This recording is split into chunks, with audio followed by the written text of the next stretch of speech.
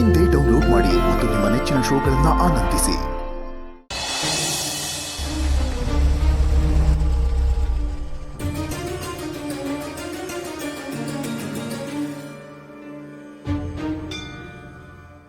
ಮಾಮ ತಪ್ಪಾಡ್ಬಿಟ್ಟ, ನಿಮ್ಮನ್ನ ಮುಟ್ಟಿ ದೊಡ್ಡ ತಪ್ಪಾಡ್ಬಿಟ್ಟ.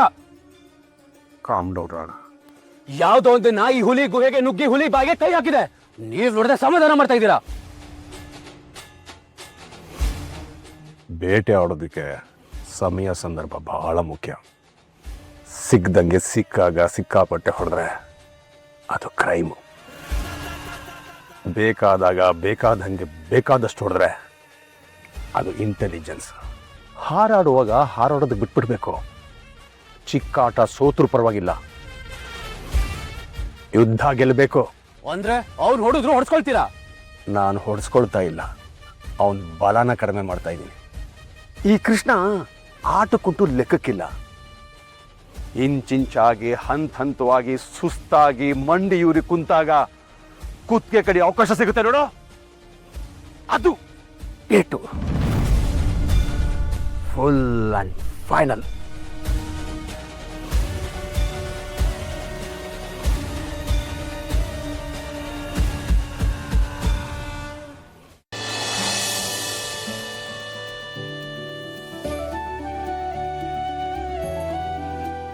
ಅಣ್ಣ, ಏನಾಯ್ತಣ್ಣ? ಯಾಕೊಂಥರ ಇದೆಯಾ?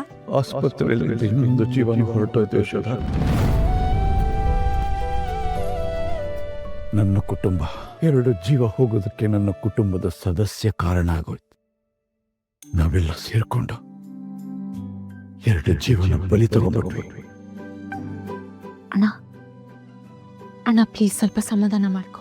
ಇಲ್ಲಿ ನೋಡು, ನೀನೇ ಹೀಗೆ ಕುಗ್ಗೋದ್ರೆ ಹೇಗಣ್ಣ? ಅಣ್ಣ ಪ್ಲೀಸ್, ಆ ಜೀವಿಗಳನ್ನ ಉಳಿಸ್ಕೊಳ್ಳೋದಕ್ಕೆ ನಾವು ನಮ್ಮ ಕೈಲಾದಷ್ಟು ಪ್ರಯತ್ನ ಪಟ್ವಿ. ಆದ್ರೆ ಏನ್ ಮಾಡೋದು? ವಿಧಿಯಾಟ. ನಾವೇನು ಮಾಡಕ್ಕಾಗಲ್ಲ ಅಲ್ವಣ್ಣ? ವಿಧಿಯಾಟನ? ನಾವು ಮಾಡೋ ಅನಾಚಾರಗಳಿಗೆ ವಿಧಿ ಮೇಲೆ ಯಾಕಮ್ಮ ಗೂಬೆ ಕೂರಿಸ್ಬೇಕು? ಇಲ್ಲಿ ನೋಡೋಣ, ಹೋದ ಪ್ರಾಣನಂತೂ ನಾವು ವಾಪಸ್ ತರೋದಕ್ಕಾಗೋದಿಲ್ಲ. ಆದ್ರೆ ಇರೋರಿಗೆ ಯಾವ ದಾರಿ ಮಾಡ್ಕೊಡ್ಬೋದು ಅಂತ ಯೋಚನೆ ಮಾಡೋಣ ಅಣ್ಣ. ಯಾವ ದಾರಿ ಯಶೋಧ? ಯಾವ ದಾರಿ ಇದೆ? ಬುನಾದಿನೇ ಇಲ್ಲದ ಮೇಲೆ ದೇವಸ್ಥಾನ ಕಟ್ಟಕ್ಕೆ ಹೋದ್ರೆ ಅದು ಗೋಪುರ ಆಗೋದಿಲ್ಲ, ಸಮಾಧಿ ಆಗತ್ತೆ. ಆಗಿರೋ ತಪ್ಪನ್ನ ಸರಿಪಡಿಸೋದಕ್ಕೆ ಈ ಸೂರ್ಯಪ್ರಕಾಶ್ ತನ್ನ ಜೀವನ ಎಲ್ಲ ಮುಡುಪಾಗಿಟ್ಟು ಸಾಲೋದಿಲ್ಲ ಯಶೋಧ. ಪಾಪದ ಬಡ್ಡಿ ಬೆಳೀತಾನೇ ಇರುತ್ತೆ.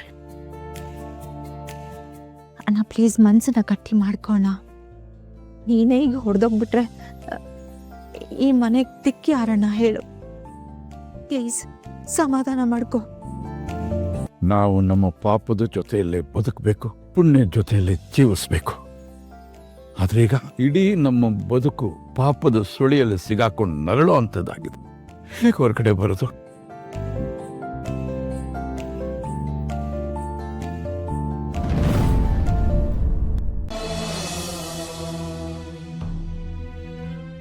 ಬೇಗ ಬೇಗ ಕ್ಲೀನ್ ಮಾಡಿ, ಪೇಷಂಟ್ಗೆ ಡಿಸ್ಟರ್ಬ್ ಆಗುತ್ತೆ. ಬೇಗ ಹೊರಡಿ.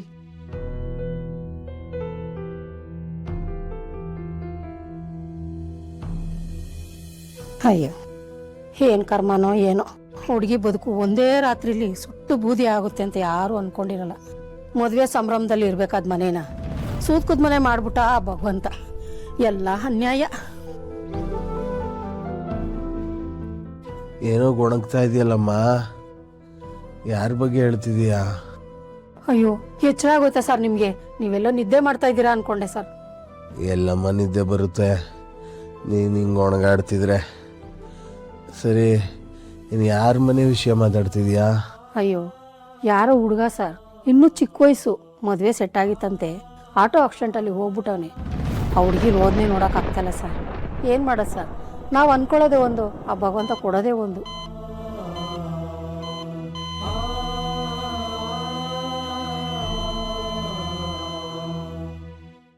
ನರ್ಸಮ್ಮ,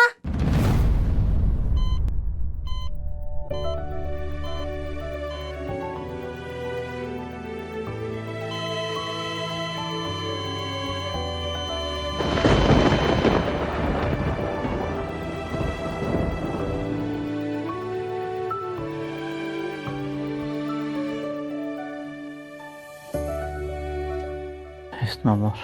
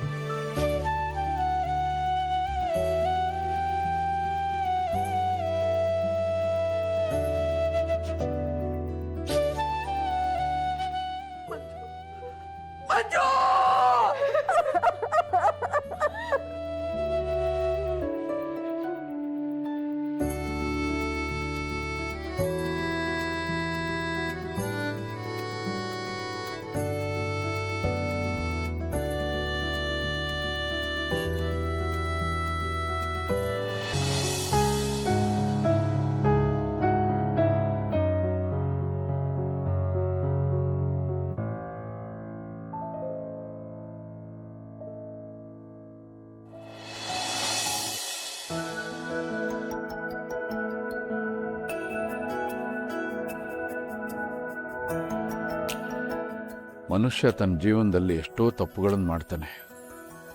ಕೆಲವು ತಪ್ಪುಗಳಿಗೆ ಕ್ಷಮೆ ಇದೆ, ಇನ್ನು ಕೆಲವು ತಪ್ಪುಗಳಿಗೆ ಕ್ಷಮೆನೇ ಇಲ್ಲ. ನನ್ನ ಮಗ ಮಾಡಿರೋ ತಪ್ಪಿಗೆ ಕ್ಷಮೆ ಇರಲಿ, ಶಿಕ್ಷೆ ಯಾವ ಪ್ರಮಾಣದಲ್ಲಿ ಕೊಡಬೇಕು ಅಂತ ಯೋಚನೆ ಮಾಡ್ತಾ ಇದ್ದೀನಿ. ದೊಡ್ಡ ಅಪರಾಧ ಮಾಡಿದ್ದಾನೆ. ಒಬ್ಬ ಅಪರಾಧಿಯ ತಂದೆಯಾಗಿ ನಾನು ನಿನ್ನ ಹತ್ರ ಕ್ಷಮೆ ಕೇಳ್ತಾ ಇದ್ದೀನಮ್ಮ.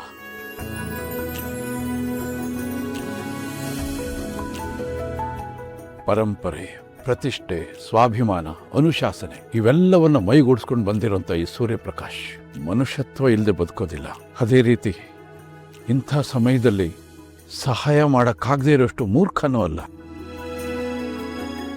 ಅಲ್ಲಿ ಮಲಗಿರೋ ನಿಮ್ಮ ಅಣ್ಣ ಜೀವಂತವಾಗಿ ಎದ್ದು ಬರೋವರೆಗೂ ನಿನಗೇನೇ ನೆರವು ಬೇಕು, ನಿನಗೇನೇ ಸಹಾಯ ಬೇಕಾದರೂ ಅಧಿಕಾರಯುತವಾಗಿ ನನ್ನ ಹತ್ರ ನೀನು ಕೇಳಿ ಪಡ್ಕೊಳ್ಬೋದು. ನಾನು ಮಾಡೋಕ್ಕೆ ಸಿದ್ಧವಾಗಿದ್ದೀನಮ್ಮ. ಯಾಕೆಂದರೆ ಕೆಲವೇ ವರ್ಷಗಳ ಹಿಂದೆ ಇದೇ ಹಾಸ್ಪಿಟ್ಲಲ್ಲಿ ನನ್ನ ಜೀವಕ್ಕೆ ಅದು ನನ್ನ ಶಾಂತಿನ ಉಳಿಸ್ಕೊಳ್ಳೋದಕ್ಕೋಸ್ಕರ ನಾನು ಅನುಭವಿಸಿದ ನರಕ ಯಾತನೆ ಇದೆಯಲ್ಲ, ಅದನ್ನು ಪದಗಳಿಂದ ಬಣ್ಣಿಸೋದಕ್ಕೆ ಸಾಧ್ಯನೇ ಇಲ್ಲ.